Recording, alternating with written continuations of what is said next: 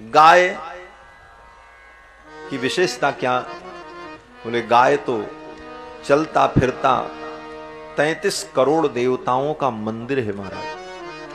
33 करोड़ देवता का आप मंदिर नहीं बना सकते और न 33 करोड़ देवताओं का आप एक साथ पूजन कर सकते हैं। लेकिन भगवान ने चलता फिरता 33 कोटि देवताओं का मंदिर बना दिया, जिसे गौ माता कहते हैं। 33 कोटि देवता गाय के शरीर में निवास करते हैं। गाय की पूजा कर ली, गाय की परिक्रमा कर ली, गाय की सेवा कर ली तो 33 कोटि देवताओं के पूजा का फल है। 7 दिन भागवत कथा सुनने का जो फल है वो फल गौ सेवा का है। भागवत में लिखा है, पढ़ लेना। सारी बातों को बताने का समय नहीं है, लेकिन गौ सेवा का इतना फल है कि आप 1 घंटे गौ की सेवा करते हो तो 7 दिन विधि पूर्वक भागवत सुनने का जो फल है वो फल 1 घंटा गौ की सेवा करने से प्राप्त हो जाएगा। क्योंकि गाय धर्म का मूल है और गाय के दूध की विशेषता की गाय के दूध के सेवन से बुद्धि निर्मल हो जाती है, पाप नष्ट हो जाता है। गाय का दूध, गाय का घी, गाय का दही, गाय का मूत्र, गाय का गोबर, गाय के पिछले भाग से प्रकट होने वाले ये 5 पदार्थ परम पवित्र हैं, जो हमारे हड्डी के अंदर के पाप को भी नष्ट कर देते। इसको पंचगव्य कहते हैं। और पंचगव्य पीते समय मंत्र पढ़ा जाता है कि यत्त्वगस्थिगतं पापम देहे तिष्ठति मामके। क्या अर्थ हुआ? बोले यत्त्वगस्थिगतं पापम, ऊपर में तो चमड़ा है शरीर में और भीतर में बोले चमड़े के बाद मांस, मांस के बाद हड्डी, तो चमड़े से लेकर के हड्डी तक, यहां तक कि हड्डी के अंदर भी जो पाप है उस पाप को पंचगव्य नष्ट कर देता है। यत्त्वगस्थिगतं पापम देहे तिष्ठति मामके प्रासनात् पंचगव्यस्य दहत्यग्निरिवेन्धनम। जैसे अग्नि ईंधन को जला देती है, उसी प्रकार गाय का पंचगव्य हमारे हड्डी के अंदर के पाप को भी नष्ट कर देता है। और 5 गव्य नहीं तो कम से कम 1 गव्य गाय का दूध ही प्रतिदिन हम सेवन करते हैं तो गाय के दूध पीने का 2 फल है। एक फल तो यह है कि शरीर स्वस्थ रहेगा और दूसरा फल आपका पाप नष्ट होगा। भैंस का दूध पीने से तो केवल ताकत मिलेगी, लेकिन गाय के दूध से 2 लाभ है। एक लाभ ये कि ताकत तो मिलेगी ही, ऊर्जा मिलेगी, साथ साथ पाप भी नष्ट होगा, क्योंकि गाय का दूध पंचगव्य में से एक है, इसलिए पाप को भी नष्ट करेगा। और पाप के नष्ट होने पर ही बुद्धि निर्मल होगी, तब शास्त्र को और सिद्धांत को समझने की क्षमता उत्पन्न होगी। इसीलिए ऋषि मुनि महात्मा लोग गाय पालते थे, भैंस नहीं पालते थे, कुत्ता नहीं पालते थे। आजकल लोग दूध के लिए भैंस पालेंगे और शौक के लिए कुत्ता पालेंगे।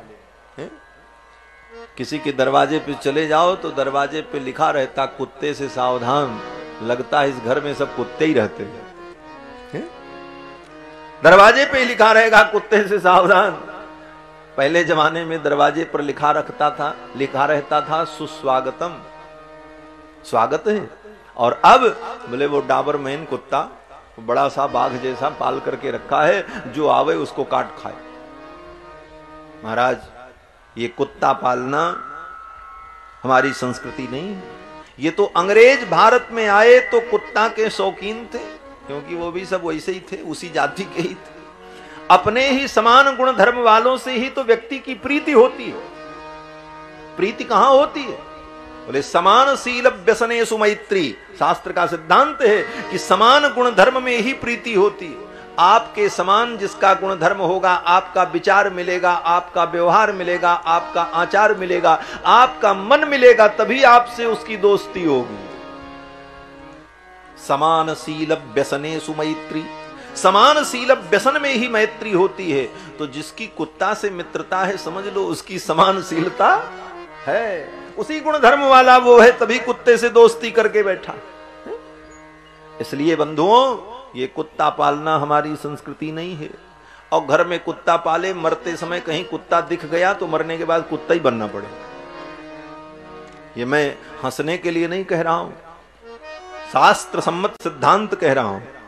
आप समझना, गीता में भगवान श्री कृष्ण कहते हैं कि मरते समय जो प्राणी जिस व्यक्ति का, जिस जीव का स्मरण करता है, अगले जन्म में उसी योनि को प्राप्त कर लेता है। भगवान श्री कृष्ण कहते हैं, अर्जुन यम यम वापि स्मरन् भावम त्यजन्त्यन्ते कलेवरम तम तमेवैति कौन्तेय सदा तद्भाव भावितः। हे अर्जुन, जो व्यक्ति मरते समय जिस भाव का स्मरण करता है, जिस जीव का स्मरण करता है, जिस रूप का स्मरण करता है, अगले जन्म में वो उसी रूप को प्राप्त हो जाता है। आप बहुत बड़े पुण्यात्मा हैं, लेकिन मरते समय अगर कुत्ते का स्मरण हो गया, आंख के सामने कुत्ता दिख गया और कुत्ते को देखते हुए प्राण निकला, तो मरने के बाद कुत्ता बनना पड़ेगा। दुनिया की कोई ताकत नहीं रोक सकती आप, सब पुण्य धरा रह जाएगा और अगले जन्म में पशु बनना पड़ेगा। भागवत की कथा प्रमाण है, जड़ भरत जी का चरित्र आप पढ़ें। भरत जी राजा थे इस भारतवर्ष के, ऋषभदेव के ज्येष्ठ पुत्र भरत, महात्मा भरत, लेकिन जंगल में तपस्या कर रहे थे। एक हिरन के बच्चे को लाकर के पाल लिया अपने आश्रम में, और उस हिरन के बच्चे से मोह हो गया। एक दिन वो हिरन का बच्चा कहीं चला गया और उस हिरन के बच्चे की याद आने लगी। वो कहां चला गया, मेरा हिरन कितना अच्छा था। बार बार उस हिरन की याद आई और उसी को याद करते करते प्राण निकल गया, मृत्यु आ गई।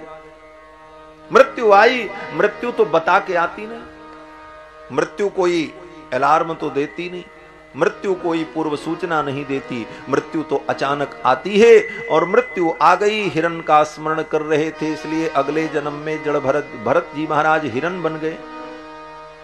उसी प्रकार से अगर मरते समय सामने कुत्ता दिख गया और उसका स्मरण हो गया, तो मरने के बाद कुत्ता ही बनना पड़ेगा। इसलिए कुत्ता बिल्ली पालना ये हमारी संस्कृति नहीं है। गौ पालो, गाय की सेवा करो, गाय की सेवा से पुण्य, सुख, शांति, समृद्धि की प्राप्ति होती। तो गाय के दूध से बुद्धि निर्मल होती है, और निर्मल बुद्धि होने पर ही शास्त्र को समझने की क्षमता होती है। इसीलिए ऋषि मुनि महात्मा लोग गाय पालते थे और आश्रम में गाय की सेवा करते, गाय के दूध को पीकर पाप से मुक्त होते और निर्मल बुद्धि के द्वारा शास्त्र का चिंतन करके समाज का कल्याण करते, धर्म की स्थापना करते, धर्म का उपदेश देते। तो धर्म के रक्षक कौन हैं? बोले धर्म का रक्षक ब्राह्मण, और ब्राह्मण की बुद्धि की रक्षा करने वाला कौन? बोले गाय। गाय रहेगी तो ब्राह्मण की बुद्धि शुद्ध रहेगी, और ब्राह्मण की बुद्धि शुद्ध रहेगी तो धर्म की रक्षा होगी, और धर्म की रक्षा होगी तो समाज की रक्षा होगी। तो धर्म की स्थापना का मूल क्या है? बोले गाय और ब्राह्मण। रावण ने कहा इन दोनों को खत्म करो। जो इन दोनों को खत्म कर देगा वो धर्म को समाप्त कर देगा। धर्म को समाप्त करने का यही सूत्र है, गाय और ब्राह्मण को खत्म करो। इसलिए आज भी जो रावण के अनुयायी हैं, जो रावण की संस्कृति को प्रोत्साहन देने वाले हैं, ऐसे लोग गाय और ब्राह्मण पर ही कुठाराघात करते हैं। कहते हैं ये ब्राह्मण, इनको भगाओ, इनको मारो, इन्होंने बहुत अन्याय किया। कितने आरोप, उन सारे आरोपों का उत्तर देने का समय नहीं है। सबसे बड़ा महत्व